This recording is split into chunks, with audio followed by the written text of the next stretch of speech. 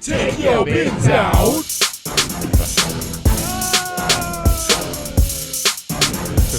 Where? On the curb. Hello.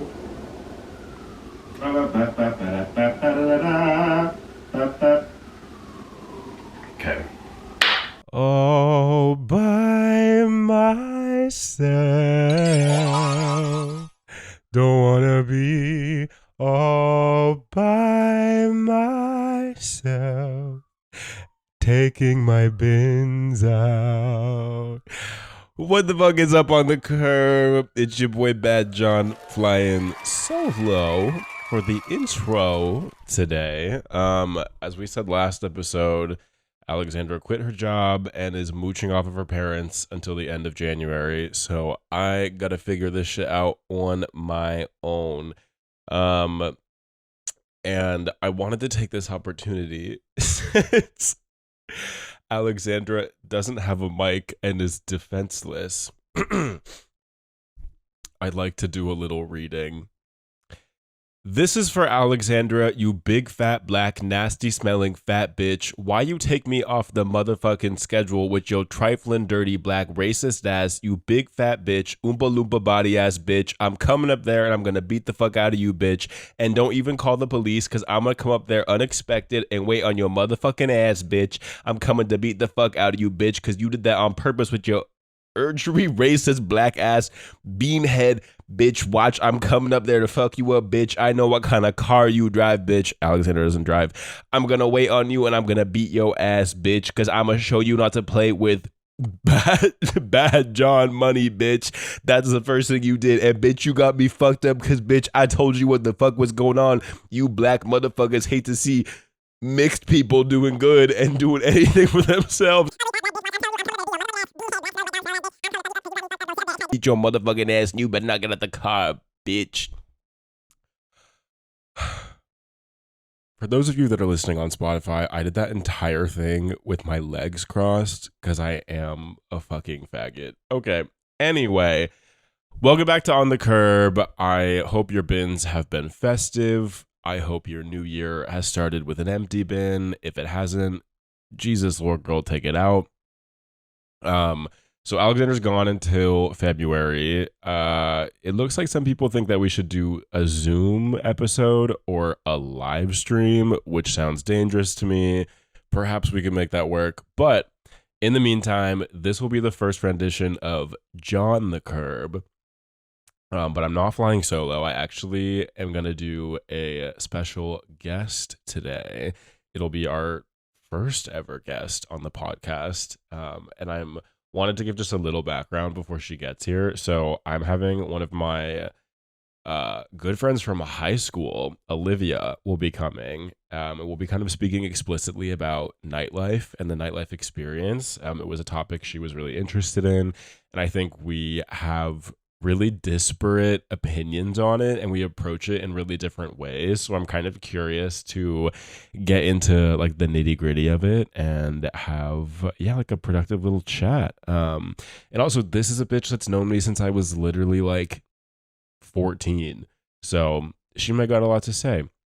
But really excited to have her and really excited to be kind of attempting new things on the podcast, experimenting. Everyone please be nice to her. If this is like something that people enjoy, us like bringing in kind of people from our network, would love to keep doing it. Don't get too comfortable though, because Alexander will get pissed the fuck off if y'all start blowing this shit up and she not here. But and without further adu, Olivia.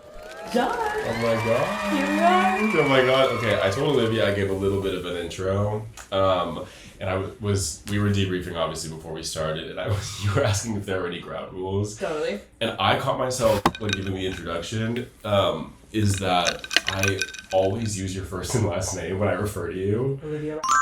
Well, we're gonna bleep out your last Dogs. name. Because that is a ground rule, is that is private information I will not say. For sure. But it was just funny. I kept being like, yeah, my friend Olivia. Olivia. You know what's Olivia. funny is that I don't I guess in my work life I go by Olivia, but like in the world I introduce myself as Liv now. Oh, right. So like you calling me Olivia is a relic of how long we've known each other. Which, yeah, since what? We were like 14, 13? Oh, how old are you when you start high school? Yeah, 14. Because we met sophomore year. Certainly we met freshman year, no? Oh, yeah, because of the musical. The musical. Yeah, Olivia got that. I gotta keep this bitch in high spirits all the time because she knows way too much shit about me. Okay, let's give like a little... So when I met you... Yes. Famously, when I met Olivia, I hated her. Hated. Because we were at a dance callback for... And like not in a shy way. No. No. What was the musical? Little Shop? Little Shop Was freshman year. Yeah. Were you in that one? Yeah. No. Alright, bitch! Yeah, I wasn't a fucking lead like you were. I wasn't a lead?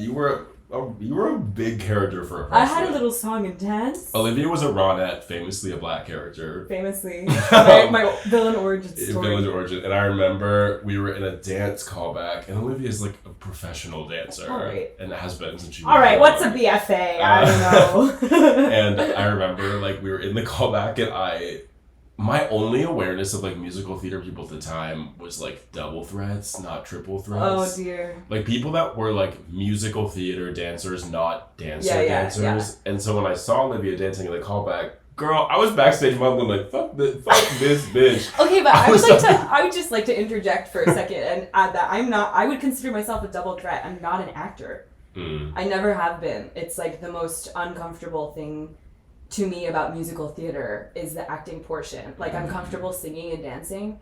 You just caught me at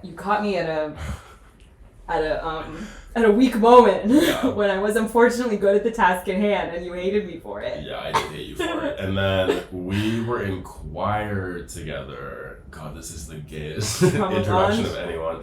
We were in choir together. I don't even remember our first interaction. I don't remember our first interaction I don't either. at all. Certainly we were in freshman choir together. I didn't do choir freshman year. No? I started sophomore year.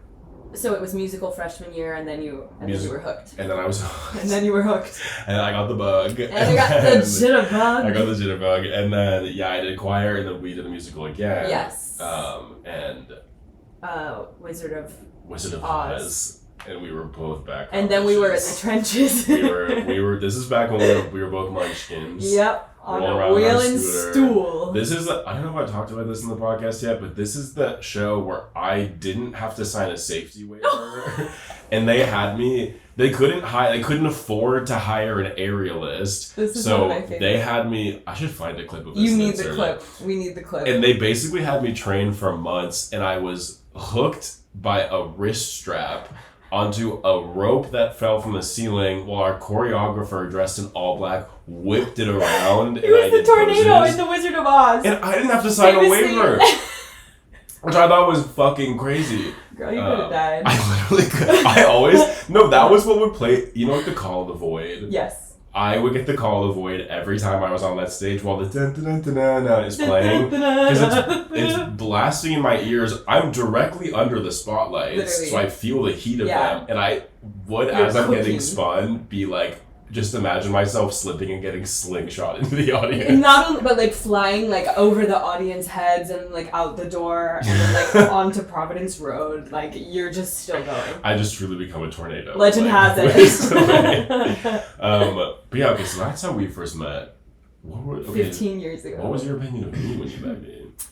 I don't have such a fantastical like memory of this like callback moment. I love the way you described it. It feels a little bit like a movie somehow. It's kind of like Dance Mom. Yeah, a little bit like theatrical, which tracks for our origin and our relationship. Yeah. But I do remember doing that musical with you and like being excited that I had, because in high school you have like the merging of the middle schools. So there's like my middle school, we went to different middle schools, so you get this like whole new wave of people and friends, and I remember being excited that I had a new friend. Apparently it was one-sided. I don't remember like such a tension or a hatred. Because I don't think it was tension. No. Also, this is back when I think I treated everyone this way. Sure. I was just like kind of a bitch to, even if you were my best friend, Back I was when. like kind of a bitch. And, But yeah, but you did have a little sliver of like, these bitches don't know high school me like you, the outfits I was wearing. The outfits, you have talked about the outfits. I did listen to the high school episode recently. Yeah. It was such a little treat for me. The Hot Topic skinny jeans. Yeah, I mean, you were like, there was no real concept of queerness really at our school. Yeah. There were like one or two people that were out, and then there were like the like fruity boys who like nobody talked about it. Do you know what I mean? But it was just kind of like, no one talked about it, but everybody don't ask, knew. don't tell, guys. Yes. So I don't know. I don't ever remember like a moment where I was like, oh my god, this is a person and he's gay. Mind you, I'm fully hooking up with women in high school, so like that. I'm under the radar. I flew by really quietly. That was a gag when I found that out. When did you find that out? Like, I think in my 20s. Really? Like, way out of it? That you were lesing it up. I was lesing it up in Well, because high school. I was, like, gay or not, I was first and foremost a prude. Totally. And so, like, I didn't want to hear about nobody fucking or nobody like, drinking or nothing. Yeah. Like, regardless of the sex, I was judgmental of it. So it didn't even cross my mind that like girls could be fucking girls under my nose in high school. On choir trip. Was it on a choir trip? Yeah. But it was just me trying to figure my shit out. I just didn't know what was going on, and I was like, I don't know what this attraction. I was just expressing myself in a new way. Yeah. And you know, we all see how that's panned out, but like in the moment I wasn't like, oh my god, I'm a lesbian. I just was like, well, that's new. Anyway, back to you. I wasn't having like inclusive or exclusive thoughts about you being gay. I wasn't thinking about you being gay at all. I was like, it's Jon and he's in musical theater. Yeah. And we're like girling out over it. Yeah. You weren't thinking about me, period. Yes, I was. We were friends in high school. Yeah, towards the end of high school. Towards the end of high school, we were friends. We were certainly friends. Yeah. I think once I confessed to you that I hated you. You did. I think a couple times. I learned that actually. Yeah. I never learned how to be honest. I still do that to this day. I'll tell people that I don't like them. Yeah, I think that's But I feel like with you, I did it with the intention of repairing or like this is now that we're friends, I can tell you this funny comfortably, thing. Yeah. Where I think typically when I do it now, it's more kind of it's weaponized. As an ending, as a chop. As a chop. And then, so we met in high school, and then I need you to talk about this. So this is our first episode back after the holidays. Okay. You annually go on a trip every New Year's with your high school. With my high school girlfriends. Yes. You have to tell me more about that. Because that is like... It's really wholesome, actually. I don't know people that do that. No, I don't either. And you know what? I was telling my grandma about it when I was home for Christmas at like our Christmas meal. And she was like, she's 92. She was like, I went on a trip with my high school girlfriends a couple years ago. And I was like, okay, so we're having very different experiences with this. She's like, they were so lame. We were in the Ozarks and I wanted to go on a walk and they all just wanted to sit in the house. She's like a democratic 92-year-old woman who lives in the South. So she's like a black sheep to begin with, icon. Anyway, so I have this group of friends from high school whom you all know. There was 7 of us. And I don't know, they're all like really interesting and cool people. Only one of them lives in New York, but we all kind of keep up through like a group chat that kind of is dormant most of the time, but like someone will be like, OMG, did you see that such and such got married? You know, it's like one of those. But every New Year's, we go to the beach together and we all come. Nobody tries to bring their boyfriends. Nobody like, I know, it's shocking. Nobody like bails at the last minute. Like it's really like, right, this is the 3rd year we've done it. And we all make PowerPoints to update each other on our year, because sometimes like when someone's in New York, actually I probably see the most of them because people come here for other work or whatever fun, so like I'll get dinner with them when they're in town, but we make PowerPoints to update each other on our years, and then the PowerPoint presentations take the entire weekend. Like it is like at least an hour if not 2 hours of discussion per person. That is a female friend group if I've ever heard one. It's really amazing. And like the active listening that's happening, and the questions, and like the understanding, and like these are people I've known for at least as long as we've known each other. Most of them for like 10 years to that. Like I've known these people for most of my life.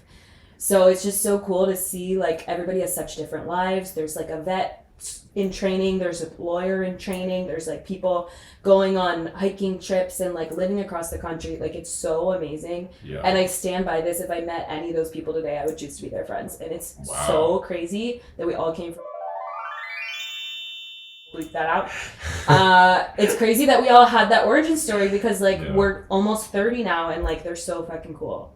That is insane. The only reference I have for PowerPoint nights are like the gag ones like these do that are like, here are all the cartoon characters I want to fuck. Theories, like, I'd like to, Yeah, so to have, I mean, and it's, you would say like it's the entirety of your friend group is intact. Yeah. Also, that like cut and dry. You should write a book. Like low-key. What? I just like friendships. I have not heard of a core friend group from elementary school that's really still insane. rocking. It's really insane. And I think it's low-key beautiful. It's powerful. Like it's a really cool reference point to have people that have known you your entire life. Yeah. And who get to like watch you evolve in the way you do. Because we've all changed so much. And also it feels kind of low stakes, so like there isn't a pressure to necessarily keep up all the time. Exactly. When you have a cemented time, you get to do like a rap. Literally, exactly. One of the divas in the friend group had like the biggest year of her life. Like went through a breakup, had this like crazy Euro summer, moved apartments, like was literally just like free balling throughout the entire year. And literally as this was happening, it initiated in like the spring. We're like texting and I'm like, I can't wait for your PowerPoint. In like 9 months ago, I'm like, I can't wait for your PowerPoint. Obviously, I'm here for you in the meantime if you want to like chat about it. But I can't wait for that PowerPoint. Yeah. And they're a good reflection. Like I look back at my one from last year. I'm like, damn. Like I made my little manifestations for the year. I'm like, did that, didn't do that.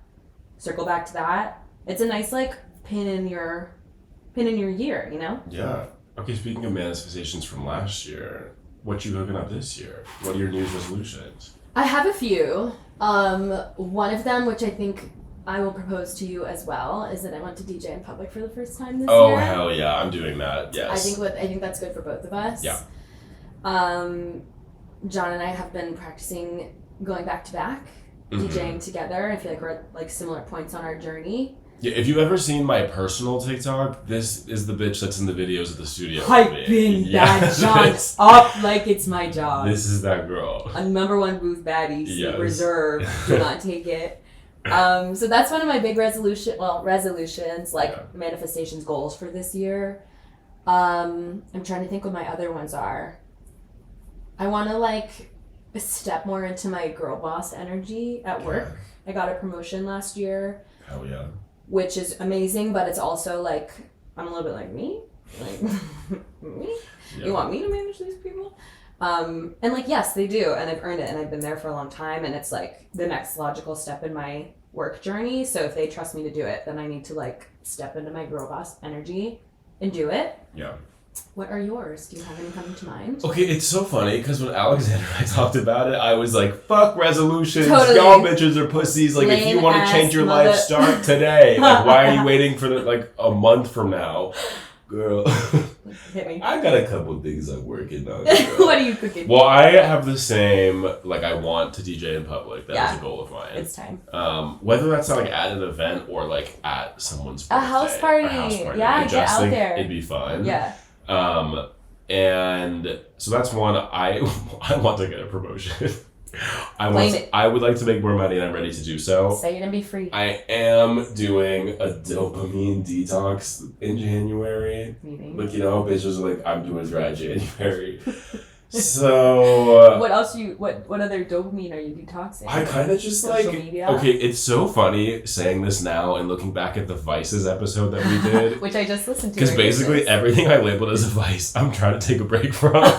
And in that episode, I was really vouching for how these things are healthy and normal. No, when you use them in the right cadence. Right. I am taking a month off of alcohol. Yep. Vaping. Yeah. Girl, give your lungs a break. Online shopping. Okay. And porn. Whoa. Girl! What are you doing? How are you going to sleep at night? I'm just fucking like trying to read books and Go on TikTok. Erotic books. No, I'm gonna be so straight up. The porn writing is gonna last a week, Really? and then I gotta give myself something. Well, just do like videos that you have in your personal phone count as porn? Absolutely not. Okay, great. That is no. Then that's not porn. Not Fucking my boyfriend isn't porn. No. Like no, I'm not abstinent. Yeah, just there was a time at some point last month where I was like, you know what, I'm drunk in a bottle of wine, jerking off, vaping, and I just bought something fresh on Depop, and I was like, maybe I should take a second. Your rock bottom. Yeah, that is my rock bottom. And you said at some point last month, so why'd you wait a month to change? Because I didn't see this problem. Totally. And I still don't see this as a problem. And I'm gonna do all of it again February 1st. But I think it's just good to like reprogram your brain. It's like the month January 1st marker of time is not like relevant to New Year's. It's just like it came at a time for you when you needed a reset. Like, I don't know if you're this way, but in the same way that like I can't set my alarm for like 8:47. My alarm has to be for like 8:50 Sure. or like 9. Okay. Like intervals of 5. To me, I was like, I'm not gonna start this detox December 25th. Just saying New Year's resolutions don't make sense. Yeah, because but just start right now. But I'm doing it for the ease of counting the days. Girl! I'm doing it for the ease of counting the days. Look at the calendar. Okay, Alexander's gone, but someone's certainly being defensive against me. Damn. I got some big shoes to fill. She does not let you have anything. I know she really does it. Mwah. She's really in your image out here. But yeah, so that's what I'm working on. And if that's what we're working on during the day, we gotta talk about what we're doing in the night. Wow. We're talking about nightlife again. I think this is the 3rd time we've talked about it. Through a new lens. But this is coming from a very different lens that Yeah. I am excited to have you guys hear about, and we'll go from there. I'm so excited to talk about it.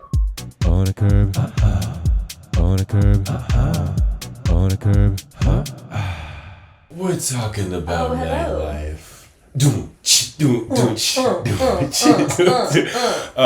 DJs. We decided Mind you. we were two DJs. Girl can't beach match. Can't beach match for Never shit. heard of her. I was just telling Olivia, we were like, well, originally I was like, we could wear clubbing outfits if you want. Yeah. Well, so here's the thing that I didn't tell you, was that as I was considering, what outfits I wear to the club, you knew go be split on camera. I was already feeling exposed about increasing my digital footprint, and I didn't want to expose it in such a way that the rest of me would also be exposed. So yeah, we narrowed it down to the Fair. most vital tool in the club. I have been really late to the sunglasses game, and I still think I'm someone that doesn't necessarily vibe with it. Really? Sunglasses at the club? Yeah. I don't know. I just maybe well, this is a topic we were gonna have inherently anyway. I did send y'all. I'm being kind to my guest. I sent a pre-read of questions that I might ask. Mm-hmm. Okay, I'm jumping right in. Jump in. I'm there already. Because I think, to me, sunglasses to me are a twofer. Okay. Like, there is a utility aspect to them. Totally. Of shielding yourself from bright lights. Right. Disguising your pupils Sure. if you need to. But I also think there's a mystique of, if I look nonchalant, I look cooler if I'm wearing sunglasses. There's more of a mystique. And I really battle all the time with this intersection of nightlife and quote unquote cool. Sure. Where do you think the line is with is nightlife inherently cool? Is trying to consider nightlife cool inherently uncool? Yeah. I don't know. What are your thoughts on that? Well, so I'm coming at nightlife from my experience as a underground, my interest in underground rave culture, which I came to in the last year. So I'm just saying that to say I'm not a long time expert. This is a reflection of my extreme experiences in the last year. And Mama, she means extreme. I mean extreme. I'll show you my my year wrapped DJ list later. Because for a little bit of ethos, you go out how often? I go out dancing at least once every weekend. In the peak of summer, it was like Thursday, Friday, Saturday, Sunday. Yeah. Not like doing all-nighters, or, you know, No, but like I'm on a dance floor. You had residents at these clubs. The time. Yeah. So I feel like my experience with like underground rave culture is different from like clubbing and nightlife. It is nightlife because, you know, it happens at a certain time, and like that's an important aspect to like the conditions of raves. But I think there's something inherently cool about the underground because it is like the convergence of fashion and music, and like the origin point of a lot of pop culture is happening in those spaces, because it is like queer people of color, otherwise marginalized people that are generating all of this culture. Not for commodification, but to gag each other. And like people are just being who they are, and it comes with such confidence and like clout that it is inherently cool, I think. What happens when it becomes packaged up, or like when other people start coming into these spaces and like reenacting those things, it's already lost an element of cool because it's not original. And it's like, and the more it's packaged up and commodified for like outside markets and spaces, the less cool it gets. So I feel like you see that in like, I don't know, in the fashion that kind of gets like made for like Shein or like Dolls Kill, who are like making like rave. I have boots by Dolls Kill. Not too much on Dolls Kill. I love Dolls Kill. My rave boots are Dolls Kill. Girl, these sunglasses are Princess Paul. Not too much. But you know what I'm saying? Like they came from like the originals of those came from these spaces, and then someone saw it and was like, that's cool, and they wore it, and then someone saw them, and each time it gets watered down. So I don't think that makes those things uncool, but I think that there is an inherent like coolness to underground because it is the origin of all the things that people think are cool. I completely agree with that. And I also think it leads me to be like, okay, then like when does did you read Charlie XCX wrote an article about cool? I didn't read it. I've seen some like clips on it. I actually found it very interesting, especially in the context of this conversation, because I think if I'm piercing it together well enough, essentially she was kind of arguing that like something becoming mainstream doesn't make it uncool. Agree. But then it, like in the context of this conversation, like I would argue, I don't know, like what if I go to basement and I see a white boy frat flicking to the beat, I'm like, this is uncool. Right. Wait, what is uncool? The white boy frat flicking or basement? The white boy frat flicking. Totally. Or like if a space like that, like what was it? Like I think it was Avant Gardner or something recently, or like Knockdown Center recently, a video was posted where like majority of the audience was like Fi-Dye frat bros and East Village girls, and I'm like, they're bleep that out. Yeah, I was gonna bleep that out. Sorry. I was there in line for basement that night, and I was like, wait, how did you guys find this place? I think you're allowed to say that. But I guess like in that world, that to me is something becoming mainstream when there's more of like a public consciousness for something outside of just the community that built it. But I don't think the Fi-Dye people going to see SG Lewis and Knockdown Center is knockoff of club culture, because they're just like doing something they want to do. Like I don't think that's inherently like shameful or like lame.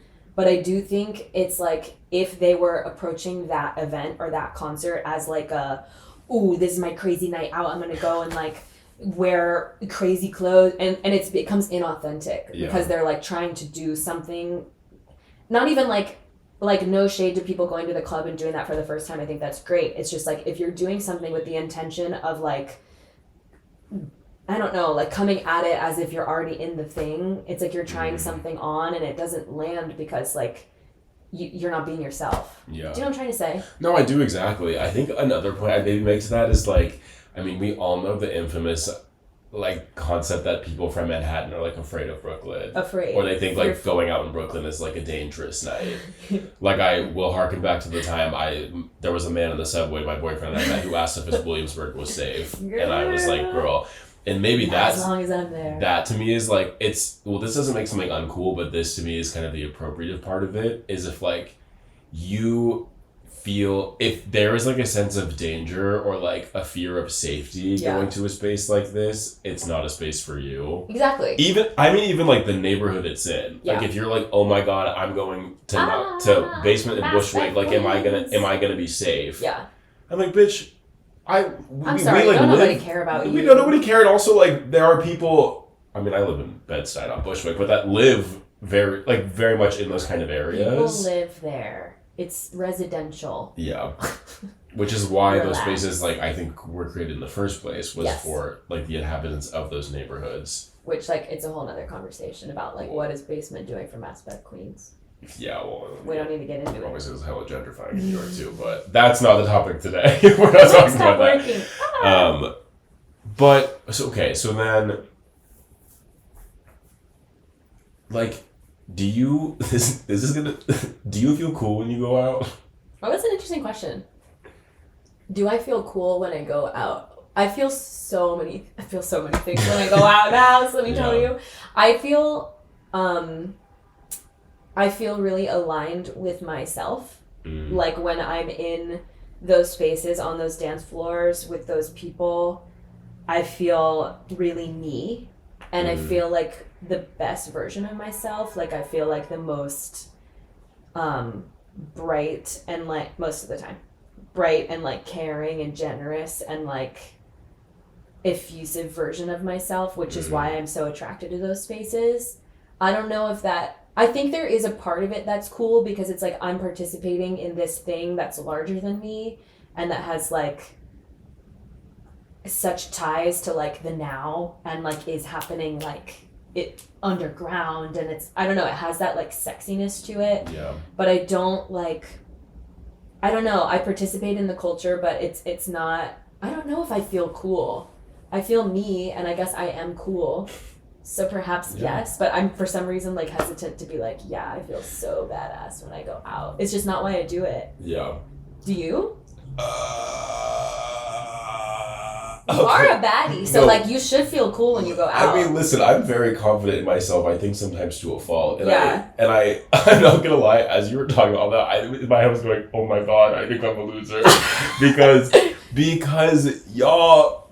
And y'all know I struggle to admit this. My best night's going out into the gay club where they're playing the top Pop 40s. I don't think that's a bad thing. But the thing is, like, when I go to those, I actively feel uncool. But I think that to me is like the purpose of why I go out. It's the same kind of release I think you get from dancing and like underground rave culture. Yeah, I get that sense of like release and like.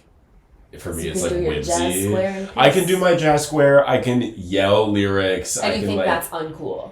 I absolutely think it's uncool. Like in general, or in the context of those spaces? Both. 100% both. Like totally. Because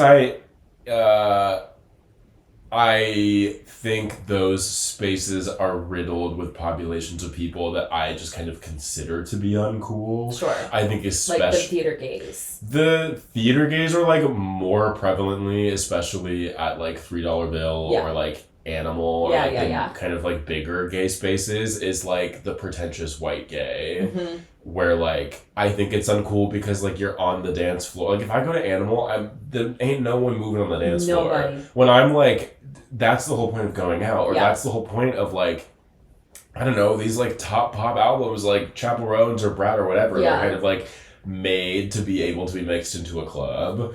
Oh wait, hold on. These top pop albums are made to. Can you say that again? Made to be like mixed into like a club environment. Okay. Like, any kind of like top 40s pop is like something that can be easily translated in like club. Not in rave. Totally. Club. Yeah. And so to go in spaces where like no one's moving, everyone's just like chatting on the dance floor. Yeah, I inherently feel uncool in the sense of like I am making a fool of myself. Sure. But that to me, I'd rather have access to like the like kind of the irreverence of that, Yeah. and, like the shedding of skin You're that comes feeling from that. joy and like alignment and freedom. For sure. Yeah. Which is like what my best, where I tend to feel the opposite in like the spaces you go to. Right. I low-key hate going to basement. Famously. Because I can't be goofy. And You can though. You can. We've talked about this. You can. I will die on this hill. You can be goofy. You just can't get in anyone's fucking way. You have to mind your business. I do think I do that.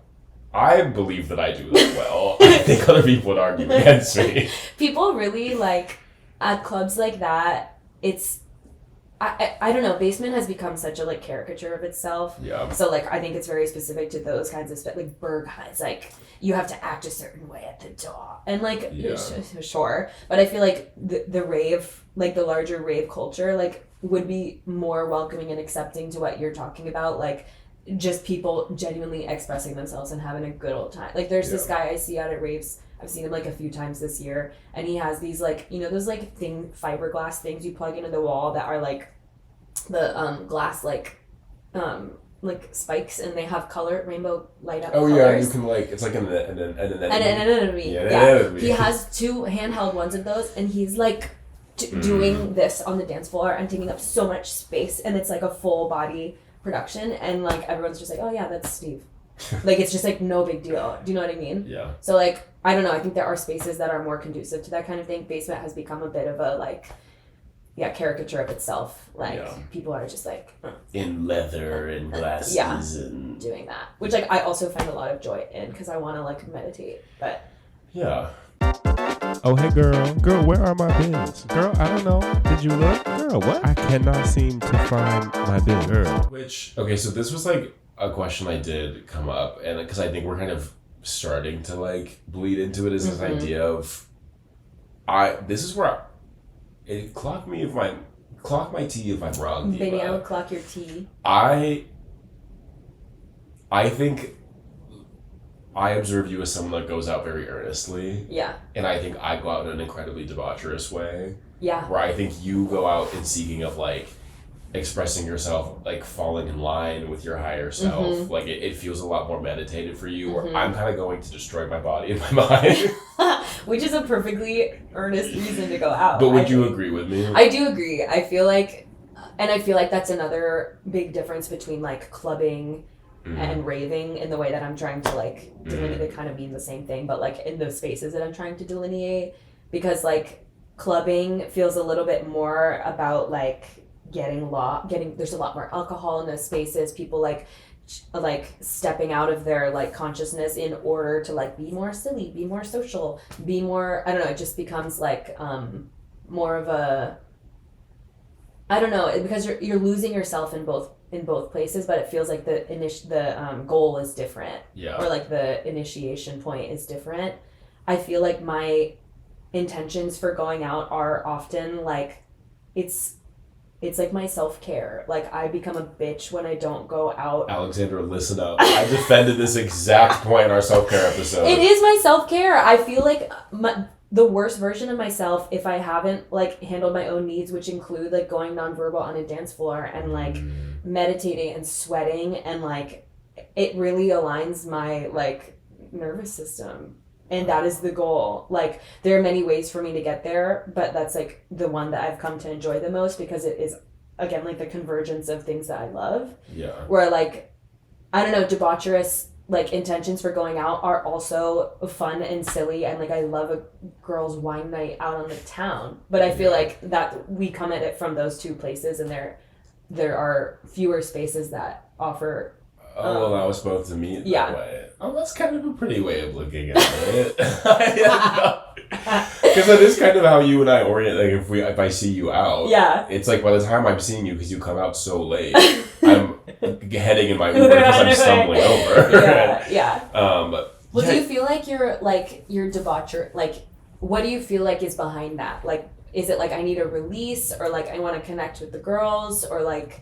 What is behind those intentions? I think for me, because I mean, the origins of me going out in general were like when I was in a gap year and like I was doing all these kind of I think for many of us, the origins of going out are kind of like breaking the rules. Yeah. Like I was specifically told by chaperones I was with, like, not to go to these places, not to do certain things, even though I was in countries where I could legally drink. Sure. That I was like, well, fuck y'all, old bitches. Chaperones. Like, I'm gonna go experience my life. Yeah. And I think inherently, like, I have made really great friends and really beautiful memories that have bonded me to people through kind of mutual debauchery and just like in these places. Yeah, in these places. Yeah. Not like necessarily meeting those people out there, but like there's something when I had my first job where my boss was like, you have to start doing this, like, if your boss can pass the beer test. Like, if this is a person you want to get a drink with. Oh, totally. And I think I myself, in our society, that's kind of a very frequent tool used of, like, whether it's a first date or, like, friends or, like, catch up, like, let's go get a drink. Okay. And I love the pipeline of, like, let's go get a drink to I'm out at 4 a.m. blacked out singing karaoke, like, in I do that too. It just leads me to a different place. Yeah, you end up going to a rave until 8 a.m. and I'm at home eating McDonald's on the couch. But, but yeah, so I guess, like, my intention for, like, it being debaucherous is because, like, something about, like, mutual self-destruction with someone is just fun. Yeah. Like, it's kind of like you both just get to be like, who's going to be the craziest and, like, what kind of adventure can we go on? Yeah. Which, like, I love as well. Yeah. It just feels, to me, totally separate from, like, this, like, self-care thing I do, which is, like, going on in these spaces. And, like, I think it depends on the mood that I'm in when I'm seeking out those spaces. Sometimes I'm, like, super social and, like, want to chat with everyone and, like, you know, go do the smoking thing, sit outside and just, like, yap for hours. But sometimes I, like, go alone and back to the sun, like, sunglasses are on. That's my, like, don't speak to me, leave me alone. And it's like 2 hours of just, like, locking in. And then I'm like, all right, I'm good now. Which is so separate from, like, night on the town. So it's almost like raving isn't really social to you. Sometimes it is. I mean, I have met, like, truly in the past year, I have met the most beautiful, amazing people that have become my best friends. Like, and just, like, by meeting on the dance floor or, like, meeting out and about, and you keep running into these people. And, like, I think that's really beautiful because if you're seeking out the same spaces and the same artists or whoever, like, you already have that in common. And you can just kind of, I feel like in those spaces on the dance floor especially, people's energy is so, like, laid bare and is so transparent that you can just tell right away if you're going to get along with somebody, you know? So, like, it can be social in that way. I just sometimes find myself in that space and I'm like, I don't want to talk to anyone. Maybe the music's really good and I'm like, actually shut up. Or it's like, I need to just, like, be alone and work my shit out. Yeah. You know? Well, it's fascinating because I feel like, and maybe this is just New York as a nightlife center being a little different than other places, but, like, because my initial awareness of rave culture is, like, plur raving, where you're, like, at a show in a field somewhere, decked out with a sprout on your head. There's probably the little tassel guy, and there's someone with, like, gloves that have little light up balls, and you're passing the candy and you're doing your peace love. Yeah, that's not what I'm talking about. Which is just so funny because it is by what is that, a homophone, when it's, like, the same word, homonym, like, same pronunciation. I mean, it's the same word, but and it's beautiful and it's its own entity and its own thing. But it's like that. But I guess, like, those things also exist in the plur raves that I feel like is often also the intention of glasses or, like, a pashmina. Like, when the pashmina comes on, like, do not talk to that person. Like, they're in their own cave. Yeah. But I find it funny that, like, it's such, like, a the other version of it is such, like, a hive mentality almost. What is, like, the clubbing of it all? The field raving, like raving in the field. Yeah. Field raving. And, bunch of farmers. But, like, the NYC underground raving. Yeah. Like, do I also consider that a hive mentality? I don't know. Well, okay, so I was just reading about this because it came to mind and I was, like, thinking about how to organize my thoughts for this conversation. somebody did this study like maybe 5 years ago about like what makes raving such a like spiritual experience for people. And so there's 4 elements of it that make it this like ritual. So there's dancing, drums, sleep deprivation, and drug usage. Wait, where did you learn this? I'll send this to you. This is cool. So interesting. And this is very me. Like, I'm such an analytical person. I have to, like, if I love something, I have to understand why I love it so much. And so I, like, break it down into every little... So this is that. Wait, say the 4 again. So dancing, drums, sleep deprivation, and drug usage. Okay. So these are the elements that sort of, like, tie rave culture to, like, spirituality and ritual. What? So when those 4 elements come together, it leads the person experiencing it to feel a sense of awe, which they describe as like the understanding in the moment that you're experiencing something that your brain can't explain to you. You're having this full body experience that you cannot like explain in the moment. Wow. So then when you have this feeling of awe, it leads you to like personal transformation and like feelings of possibility, feelings of like connection with the people around you, people that share the same experience, because you cannot possibly describe this feeling of awe to someone who didn't experience it. Yeah. Which leads to this sort of like, if you know, you know type thing. Yeah. But if the feeling of awe is missing from your experience, then it just becomes like overstimulating or exhausting or like, I don't know, if you're in any of those spaces and you're sleep deprived and you're on drugs and you're listening to these drums, but you're not feeling like positive about it, you're going to be like, get me the fuck out of here. So like the sense of awe is actually like the pinnacle of this like impetus for transformation, which I feel like is so insane, because that is exactly what I have been experiencing and why I have been like seeking out these spaces, because I'm like, why am I a better person when I am sleep deprived and in a literal underground basement for like 8 hours every weekend? Like, what is that doing to me that makes me want to be a better person? I don't understand the pieces, and those are literally the pieces. Do you feel like a better person? Yes.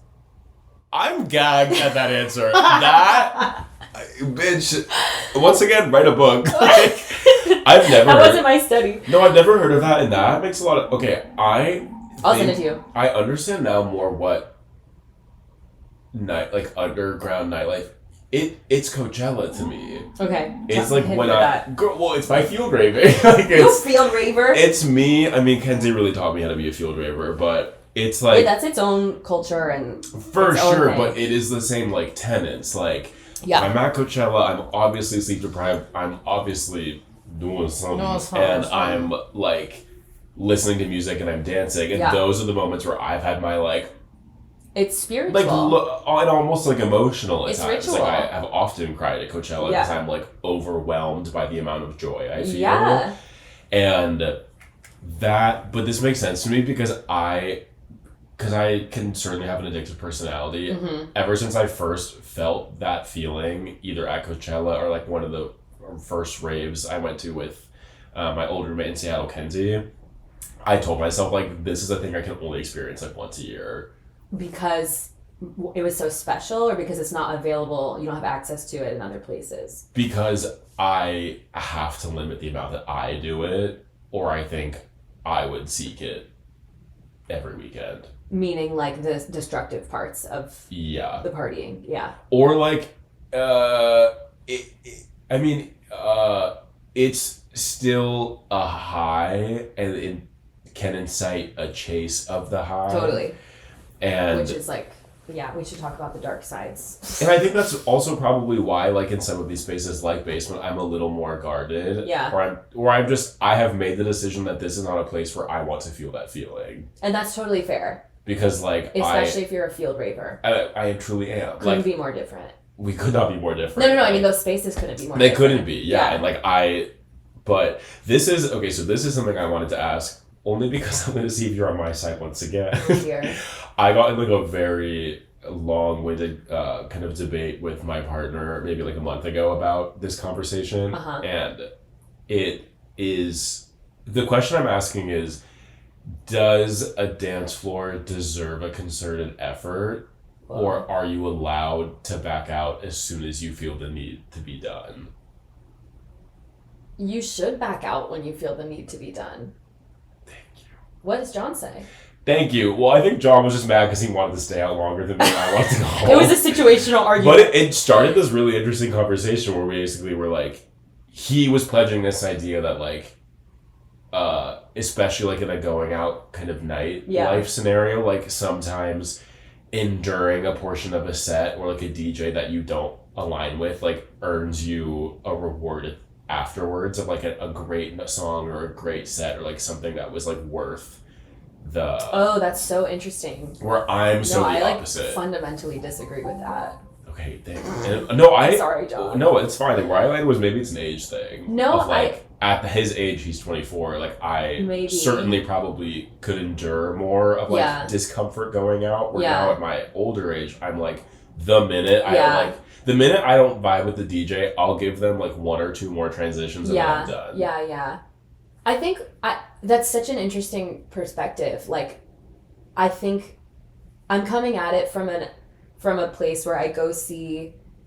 Oh my god, I have so many thoughts. Okay, I feel like DJs have been programmed based on their like past performances, and they have following and fans based on their past performances. Mm-hmm. But they are under no obligation unless they've been booked to play a certain vibe, or you know, if it's like a Vogue opening part, you know, like you're not gonna go crazy shit.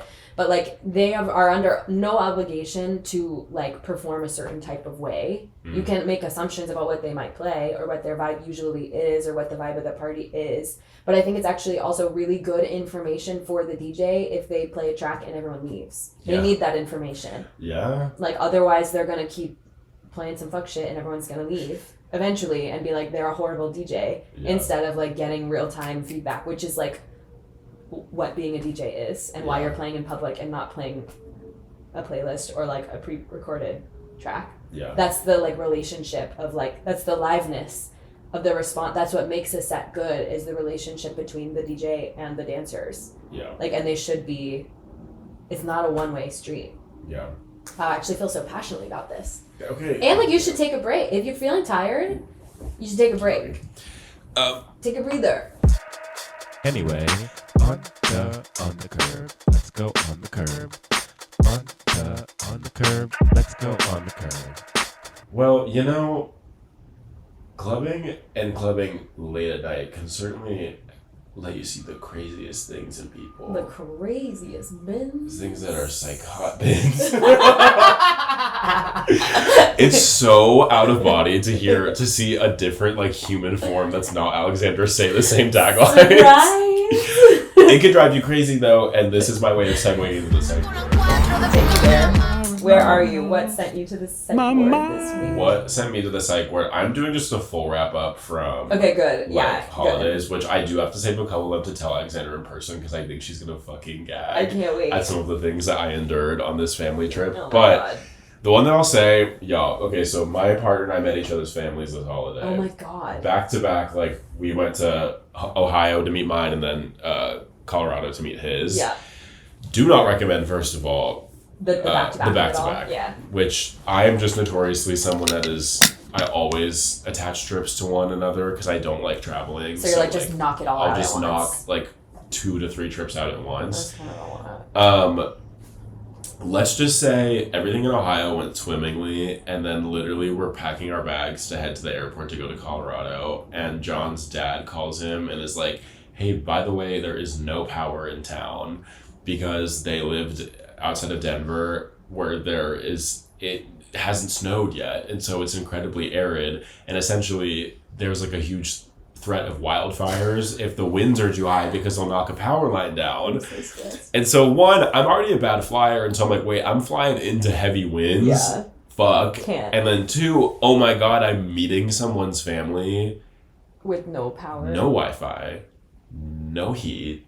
No lights. The way I didn't even think about Wi-Fi. I was like, the heat. No, it gets dark, like pitch black dark at like 4 p.m. Holy shit. It's probably 40 degrees inside at night. The wind is whipping. It's, John's dad lives in like a mountain kind of cabin like vibe. Oh my God. So it's like we're all holding candles to like walk around. Luckily, fucking Hallmark movie. Luckily, the water still works, okay. so like I could take a hot shower just with a candle, like my holding. God.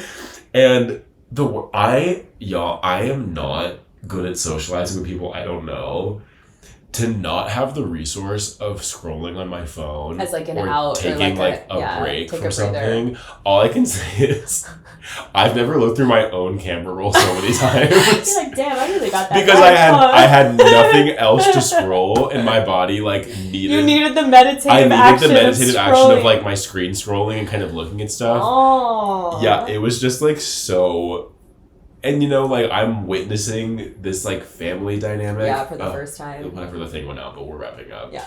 But yeah, it was intimate in a good way. Yeah. Like I really got to get to know his family well, but like, what did you guys do for fun? We would drive to the next town over because that's where his dad has a gym. Oh, this is the other thing. Oh my God. Okay, wait, this actually might be a long one, but I'll say it quickly. Okay, so I didn't know that. Okay, I was told we might go to the gym in Colorado, but I didn't buy it. So the only shoes I brought are my platform Doc Martens. No. We go to the gym every day. I fully am walking around in these sweatpants, a camo shirt, and like 3-inch platform Doc Martens. You're like, we get it. You're from New York. No, literally relax. I'm like at the bench, like on the table, like benching with my heels like lifted up in the air. I love that for you. But then the bad thing was it was a leg day the next day, so I took them off. Yeah. And I got approached by like people that worked there. They were like, "You need to put your shoes on." Really? And I was like, "Listen, like I literally told them I'm already embarrassed enough that I'm here unprepared. I cannot do a leg day in platform docs." And don't make me do it. They were like, "Okay, we understand. Like that's fine." But you had socks on. I had socks on. People lift in socks all the time. Yeah, but I was like walking around the gym. Okay. And that's like dangerous because of dropping weights. The worst thing that happened though. Is that it's the second day we go to the gym. This is the day that I'm deciding not to wear my dogs. Okay. So dogs out. My socks. Dogs I'm in socks in the bathroom, sitting on the toilet. Oh my God. Why didn't you put your shoes on? Okay, sorry. Mama. Sorry. I'm dropping my juices. Yeah. There ain't no toilet paper. No. There ain't no toilet paper in this town I don't know, in this gym I've never been to. No. I have to text my boyfriend and be like, God. I literally was like, I have no toilet paper, and he was like, okay, let me check the one next door. There's none there either. What? So I'm like, you need to go find someone immediately. This bitch, I might break up with this person because of this. I hear him leave, and I hear him come back, and he says the words, "Oh yeah, that person over there is in trouble and needs toilet paper." He didn't even claim you. Didn't claim me. Pledged no allegiance to knowing me. Well, to be fair, your bare sock feet are showing out, and you're in a completely desperate. And I'm in the handicap stall, no! So it's the biggest one. And you hate disabled people. So I see. Okay, I take that back. I'm not ableist, but and then so next thing that happens is I see a gloved hand appear under me and roll toilet paper, and they say out loud like, "Sorry about that," and I'm like, in my deepest voice, like, "Appreciate you." Don't like, worry about it. Literally, don't worry about it. You're fine. John couldn't even hand you the toilet paper. No, he was too embarrassed of you. So then I like finish up and I go to the sink to wash my hands, and I'm washing my hands, and I look over and I see the gloves on a person, and I like look at the guy, and he looks at me, seeing me having walked out of the stall, and he's like, "Hey, just wanted to say sorry about that again," making eye contact with me in the mirror. To which I'm like, do you not have the social awareness to never not bring it up again? Obviously, that wasn't me. Go away. So then I'm like, "No problem, thank you," and I like leave and I go start my squats. I didn't bring a water bottle, and so I'm like an hour into my workout, so I go up to the front desk to buy. I couldn't. There was one car. And I had to go buy a water bottle, and the person that brought me out was the same guy. The fucking gloved man. I can't. So. And then you never went back again. And then And then you got banned from the state of Colorado. And then I couldn't even go on my phone to like distract myself during my workout. Like I had to just fucking endure. Oh my God. But, yeah, that's my story. That's an awful psych ward. It was insane. And that ain't even the worst, girl. I'm just sharing the pieces that I can share for public consumption. Yeah. Oh my god! But, I think any one of those would have sent me. I don't know how you slept or like hung out in a house that was 40 degrees. I went to bed like 8 p.m. every night. Because what else is there to do? There was nothing else to do. Were you shivering all night? Yes. Oh my god. It was. I think we had 3 blankets, and I had to cuddle. Oh my god. Fully clothed. Like it was gnarly. And then it got fixed when you left. Oh yeah. The end of the story is the power came on as we were leaving for the airport. Of course. Yeah. Thank you so much. So nice to meet you guys. Whatever. Breaking up with your son anyway, so Yeah. never see you fucking again. But yeah, that's what took me to psych ward. What took you to the psych ward? Okay, what took me to the psych ward? I was recording my last mix, not the one that I did today, but the Whiplash one. Yeah. I had gone out to dinner with my friend, had a couple martinis, came home at like 11 p.m. and was like, now's the perfect time to record my mix. Honestly, yeah. I was feeling like, cute and loosened up. Yeah. So I'm recording my mix. I'm having a really nice time. Everything's going well. I get to the very end, literally the last 40 seconds. I'm like, 2 tracks are on top of each other. I'm mixing them together till the very end. You probably heard this. It's the version I posted. Mm. I bumped the jog wheel on the vocal track. Mm. It's now like a half a beat off. Loudly wrong, incorrect. Mind you can't edit this in post-production. There is no post-production. Yeah. You get one take. If you want to re-record something, you're starting over. Yeah. So I bumped the jog wheel. I get it back. It takes me maybe like 8 seconds to get it back because I'm just like pressing the hot cues button and I'm like, fix, go. Realign. I decide I'm going to post it anyway. I'm like, this mix is fine, whatever. It's not that serious. Because I had set a goal for myself to upload a new mix every 2 weeks. I was like, it keeps me like, researching. Yeah. I'm already late on my 3rd one. It should have been on Friday. And then today I'm scrolling on Instagram and I get suggested this post that's like, advice for new DJs. And I'm like, yeah, let me see all these advices. And literally the first one is like, it's better to upload a high quality mix you're really proud of than one that you rush to stick with a regular cadence. I was like, no, yeah. For sure. I totally agree with that. Yeah. But I think, I don't know, the practice was there. I felt proud of it mostly. The last 2 seconds was an accident and that's what it is. Especially if it's near last. Exactly. If it was in the Portion of the beginning, set. I wouldn't be able to get over it and I could just start over. But it was like 53 minutes and this was in minute 52. And I was like, I think it's fine. Yeah, that's fine. But also, if it was if it was 8 seconds to fix, it probably felt like 45. Forever. Like I was like, yeah. My martini brain was like, so not the end of the world, but, rough start. Recording DJing is hard and recording a DJ set is impossible. It's so hard. It's so hard. It's so much pressure. It's no different than any other art form. Like you want it to be Picture perfect. Yeah, like the paramount version of itself. Yeah. But More to come. I don't know. Stream Whiplash. I'm trying to get better. Yeah, we'll post a link to Whiplash. It's such a good set. Thank you. I'm streaming Olivia's SoundCloud down. People, that's crazy. Yeah, I survived. And you survived this episode. And I survived the episode. Thank you for having me on the curb. Oh my god, Thanks, you Curb for Stampas. coming. I could never fill like Alexandra's shoes, but I'm happy to keep her seat warm. No girl with big ass feet. Ain't nobody saying that. No Alexandra Class slander while she's gone. Okay, well, you know what we say at the end. Take Yeah. binz Out. Okay, Mwah. we'll see you next time. Bye. Bye. Hey, okay, hey, okay, hey, okay. See you next Friday.